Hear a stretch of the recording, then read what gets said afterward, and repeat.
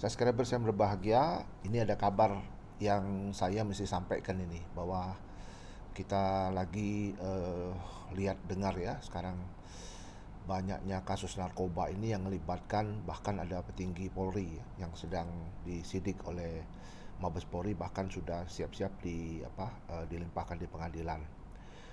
Terus subscribers yang bertanya pada saya itu, Pak, katanya begini, kenapa kok sampai ke begini ininya ya, parahnya ya, narkoba sampai bisa melibatkan petinggi Polri seperti ini. Ya, saya sih tidak mau ikut-ikut dalam perkara seperti ini ya. Artinya saya akan ngomong dari sisi doktrin akademik saja. Begini, mengapa eh, kasus-kasus narkoba ini marak? Apalagi subscriber ngomong, Pak, saya lihat itu tuh malah LP yang khusus buat narkoba itu makin hari makin bertambah orangnya, bahkan terkesan ada overload seperti itu. Ini sebenarnya menurut saya ada kesalahan dalam menerjemahkan ataupun disorientasi mengenai undang-undang narkotika itu sendiri. Mengapa? Karena narkotika itu sendiri kita mesti pilah-pilah di dalam undang-undang itu, dibedakan antara pemakai sama pengedar gitu. Nah, penegak hukum kita ini kayaknya ya nampak-nampaknya sih memang tidak membedakan itu, baik pemakai maupun pengedar itu sama-sama dihukum.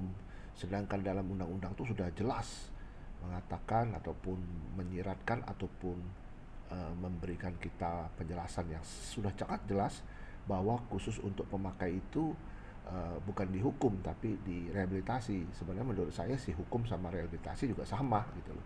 Sama-sama tidak bisa keluar gitu loh. Cuma di dalam rehabilitasi itu kan diobati, dikasih terapi dengan melibatkan beberapa peranata, misalnya peranata sosial, peranata agama, peranata yang lain ya, yang berkenaan dengan recovery orang tersebut. Nah, di dalam kasus seperti ini nampaknya di dalam praktek itu tidak gitu loh, malah dimasukkan ke dalam bui gitu ya, dalam penjara. Nah, kalau begini ceritanya ini akan menimbulkan menurut saya bukannya apa namanya itu mengurangi, bahkan nanti malah bertambah-tambah. Kita tahu sendiri narkoba ini kan kita dengar dan sering kita dengar juga bahwa kadang-kadang dikendalikan oleh orang-orang di dalam penjara itu sendiri gitu loh, di dalam LP itu sendiri.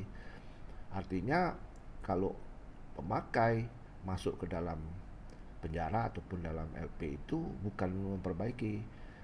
Mengapa demikian?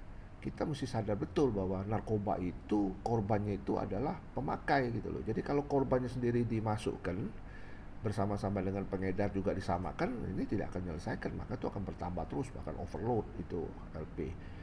Menurut saya yang dihukum keras itu ya yang disebut dengan pengedar. Kalau pengedar boleh dilakukan tindakan-tindakan keras ya, agar supaya ada efek jerah. Namun di samping penindakan-penindakan juga, saya juga melihat bahwa yang mesti kita bereskan juga di hulunya, bukan di hilirnya saja gitu. Kalau hulunya itu apinya tidak pernah dipadamkan, maka asapnya akan terus ada gitu loh. Selama ini terkesan menurut saya bahwa penegakan hukum itu hanya berkutat pada pengusiran asap gitu loh. Nah, ini hulunya mesti beresin. Apa hulunya? Ya ekonomi gitu loh. Jadi ekonomi ini harus diperbaiki, pemerintah harus concern ya memperbaiki kehidupan ekonomi rakyat gitu loh, dengan ya berbagai cara, dengan membangun infrastruktur, dengan melakukan apa namanya insentif-insentif ekonomi kepada masyarakat, khususnya untuk kalangan-kalangan ekonomi yang lemah, ekonomi yang perlu dibantu ya, dengan program-program yang menjurus kepada peningkatan kesejahteraan masyarakat melalui ekonomi. Menurut saya itu yang paling penting. Jadi kalau misalnya ekonomi sudah membaik, ya mudah-mudahan peredaran narkoba akan berkurang. Kalau ekonomi memburuk, orang akan nekat melakukan tindakan-tindakan tidak terpuji ini, melakukan pengedaran narkoba, bahkan makin banyak nanti pasarnya itu ya makin besar, dan ini akan membahayakan kehidupan bernegara, khususnya generasi muda. Kita akan kehilangan lost generation ya, ini yang berbahaya sekali.